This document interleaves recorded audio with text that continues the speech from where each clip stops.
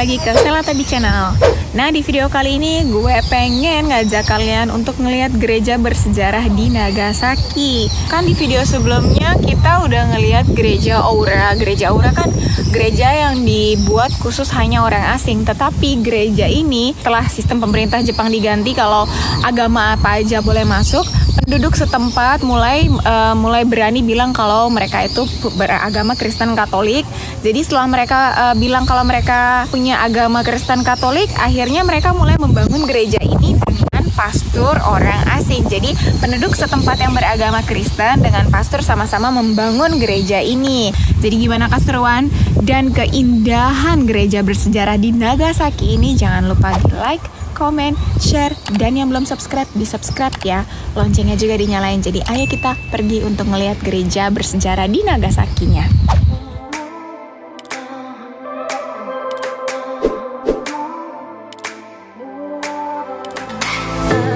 Say goodbye yet. Can I change your mind? 'Cause I don't think we're finished until I cross the line. 'Cause I can't let you go. I want you to know that. Jadi ini peninggalan bekas reruntuhan akibat bom Nagasaki. Jadi dia hanya tinggal ininya aja, bangunannya, dan patungnya juga rusak akibat bom Nagasaki waktu tahun 1945 itu. Dan di belakang sana adalah gereja baru yang dibangun, tetapi loncengnya masih memakai lonceng yang sama. Maksudnya memakai lonceng yang terkena ledakan ya, karena hanya lonceng itu yang tersisa. Dan ada beberapa peninggalan patung-patung Bunda Maria, patung Tuhan Yesus yang masih ada.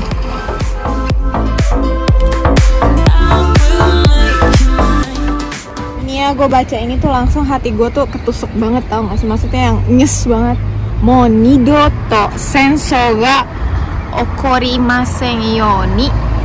Wah, dan ini tuh lihat nih bekas-bekas patung yang terkena ledakan tuh kayak kepalanya udah nggak ada.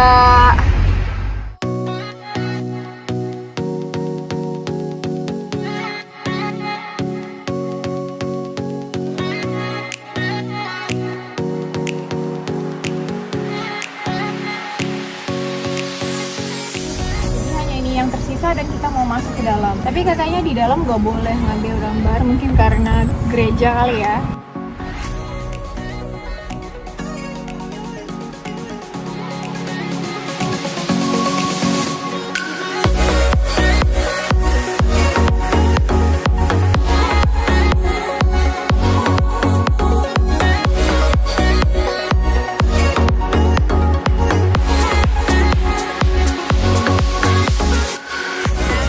Gerejanya ini adalah gereja Urakami. Di sini tuh bisa kita lihat ya, ini tuh waktu gerejanya jatuh bom Nagasaki ya. Ini tuh hancur seperti kayak gini reruntuhannya, dan di dalamnya kurang lebih seperti ini.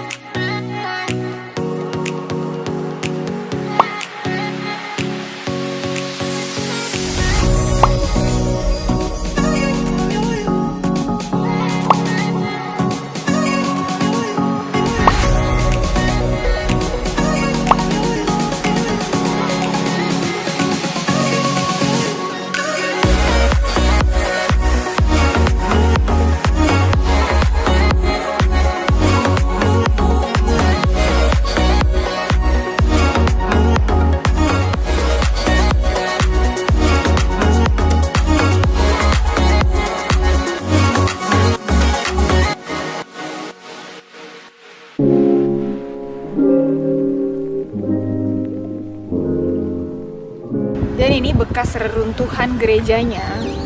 Tuh lihat deh, masih ada.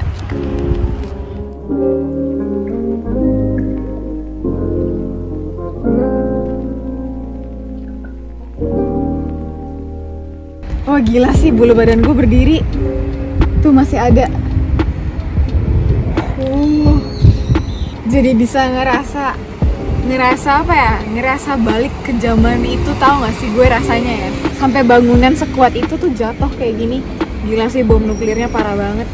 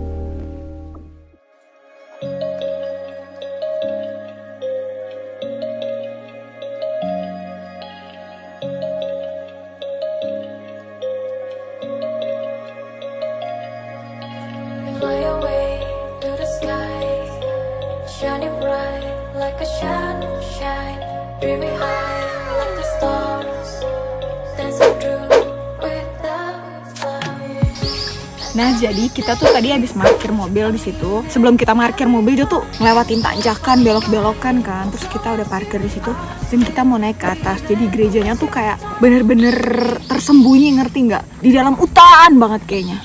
Tuh di atas. Jadi ayo kita naik ke atas. Cuman ini lu bayangin aja deh, zaman dulu tuh belum ada jalan kayak gini, belum ada rumah, belum ada lampu. Gimana ya? Kayak gini. Aduh, gue gak ngebayangin deh. Wow, masuk ke sini coy. Gue pikir jalanan ini ternyata. Waduh, kayak gue salah kostum lagi. Ini ya.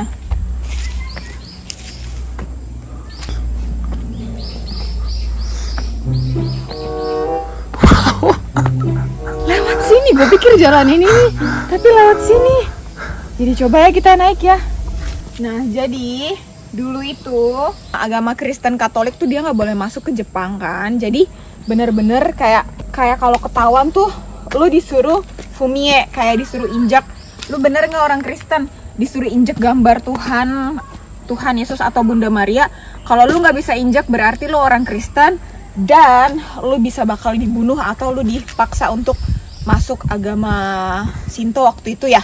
Jadi tuh mereka untuk tetap jaga, mereka tuh ada yang diam-diam kan daripada mereka dibunuh. Nah, mereka tuh udah diam-diam. Mereka harus pura-pura bikin gerejanya tuh seperti agama Shinto. Jadi kayak tera gitu loh, kayak kuil gitu. Tapi ternyata di dalamnya itu ada gambar Bunda Maria gitu.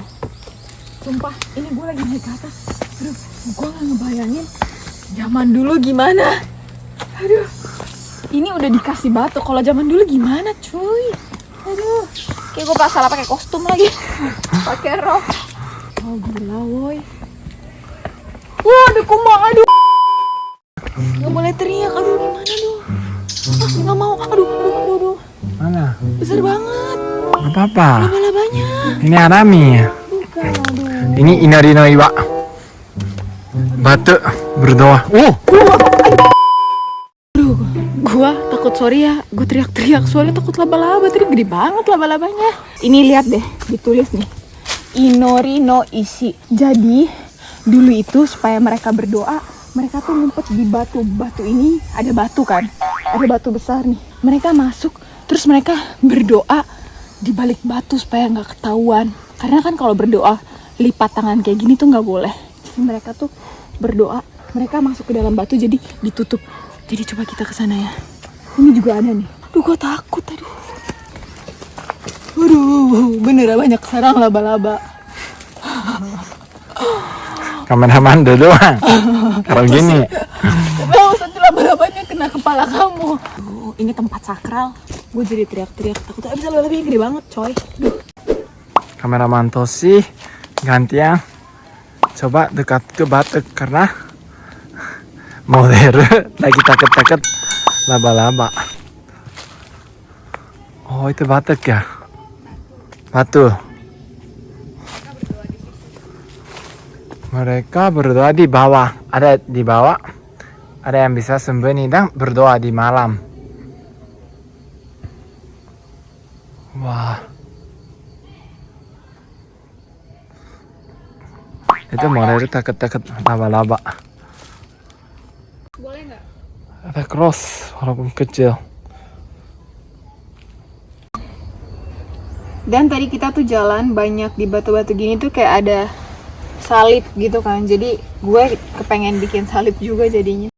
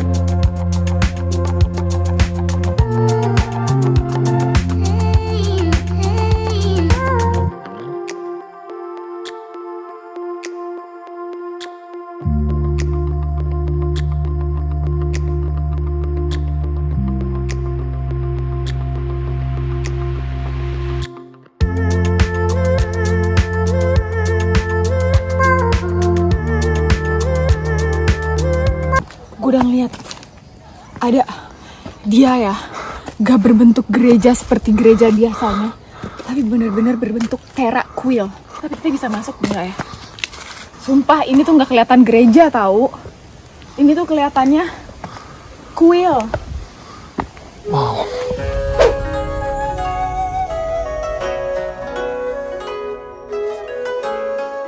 Dibikin menyerupai tempat berdoanya orang Shinto karena supaya biar nggak ketahuan. Kalian bisa bayangin gak sih kalau yang itu? Ini padahal gereja ya. Di situ ada salib. Nanti kita coba lebih deket ya. Kita kesini dulu. Wah. Gue deg-degan. Sumpah deg-degan banget. Bulu badan gue jadi berdiri karena ternyata sesusah itu ya waktu itu untuk percaya, maksudnya iman yang kita punya gitu, agama yang kita punya tuh untuk bisa mempertahankan agama yang kita punya tuh ternyata susah. Wah. Boleh masuk nggak ya? Kita lihat di sini aja. Wah. Itu ya di balik batu itu tuh kalian bisa lihat nggak ya? Ada krus. Nah jadi ini kan kayak bener-bener kayak kelihatannya kayak tempat berdoanya agama Shinto ya, tapi ternyata nih itu di dalam sana tuh ada kecil cross salib gitu. Jadi kita mau coba masuk karena gak ada tulis larangan sih kita nggak boleh masuk atau enggaknya, karena ininya ada 2 pintu kan, pintu yang ini terbuka sih. Jadi coba kita mau, nggak tahu juga sih, gue deg-degan. Wow, ini dibikin agama Shinto banget, tau gak sih, yang ditaro yang kalau kita mau berdoa tuh taruh uang, masukin uang ke dalam sini.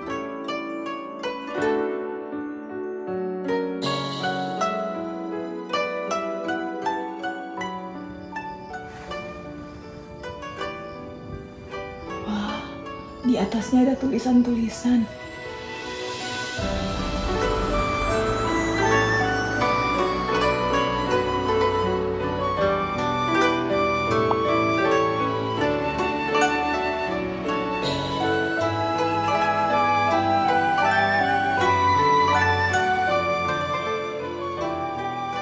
Gue memutuskan untuk nggak masuk karena nggak ada orang juga, karena nggak sopan gitu. Tapi benar-benar batunya ini ya, benar-benar itu tuh kayak Shinto banget, nggak sama sekali ketahuan kalau ada berbau agama Kristen Katolik di sini. Yang sampai di kayak gini, padahal kalau masuk ke gereja ya, setahu gue, walaupun gue kan Protestan gitu maksudnya, walaupun Katolik kayaknya nggak pakai harus yang siram-siram gitu deh. tapi dibikin sedemikian rupa agar tidak diketahui. Nah, ini kayaknya baru dibuat deh. Soalnya kalau pasang salib ini banget, kelihatan banget kan. Jadi ya, ini tuh ada kuburan, ada makam. Nah, makamnya ini tuh baru dibuat setelah Meiji 26 ya. Abad awal 20-an. 20-an lah.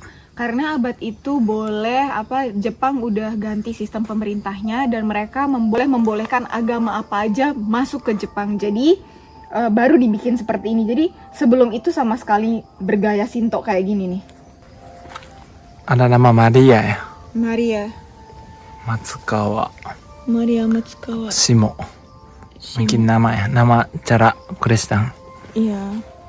Dan gue bisa tahu sejarah agama Katolik yang masuk ke Jepang ini karena gue nonton film kan. Gue lupa nama filmnya apa, nanti gue coba taruh ininya di samping sini. Shimoku, Endo Shosaku. Iya, nanti gue taruh ininya. Dan tahu nggak, itu tuh gue ngeliat, jadi tuh dia sih orang luar kan, bukan orang asli Jepang.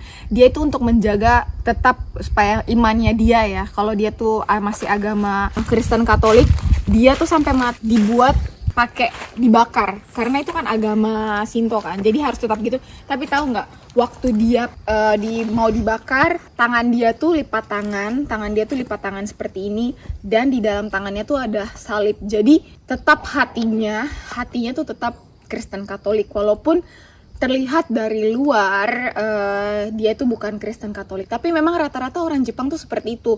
Jadi mereka awalnya Kristen, setelah Kristen tapi cara meninggal atau cara upacaranya tuh dibakar. Karena kan kalau Kristen kan biasanya kita dikubur di dalam tanah kan. Tapi tetap aja waktu pas meninggal mereka mengikuti gayanya seperti gaya Shinto atau Buddhis yang dibakar. Tapi hatinya tetap.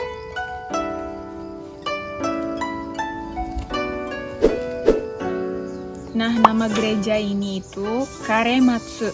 Tapi dia tuh nggak pakai gereja. Gereja kan kalau dalam bahasa Jepangnya itu kyokai. Tapi dia nggak pakai itu, jadinya dia pakai Karematsu Jinja. Jinja tuh artinya kuil atau tera. Karena kalau pakai Karematsu Kyokai, dia kan ketahuan banget kan gerejanya. Jadi nggak dipakai kyokainya, jadi pakainya Jinja, kuil. Dan mereka ini berdoa ya. Mereka tuh kalau datang mau berdoa tuh malam, udah tengah-tengah malam baru mereka datang ke sini. Setelah dari sini mereka berdoa pribadi di tempat batu yang tadi. Bayangin gak sih tuh zaman dulu sesusah itu ngejaga suatu iman yang kita punya.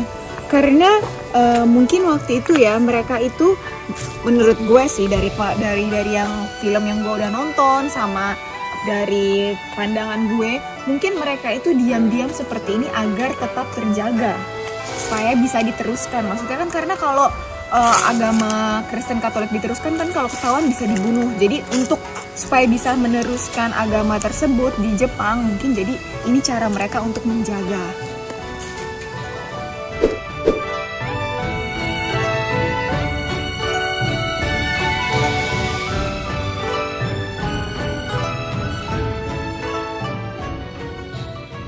Ini ala orang Jepang sih kuburannya. Tapi ini Kristen tuh sih. Ada nama Maria. Iya, ada cross. Ganti namanya. Dan ada salib di sana tuh, ada salib. Oh, ini juga ada salib. Coba kita lihat deh. Jadi ganti nama orang Jepang itu diganti ke nama ini. Mungkin nama baptis kali ya.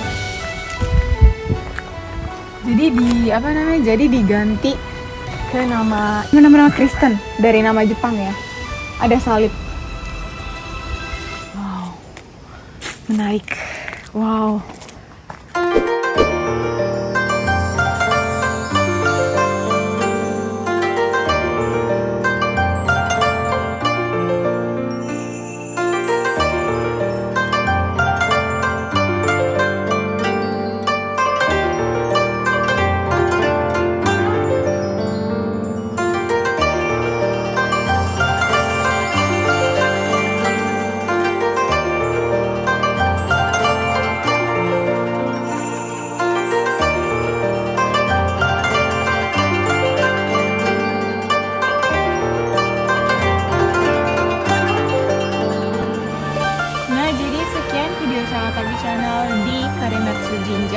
Gereja Karimatsu di Nagasaki. Terima kasih yang sudah menonton. Dadah!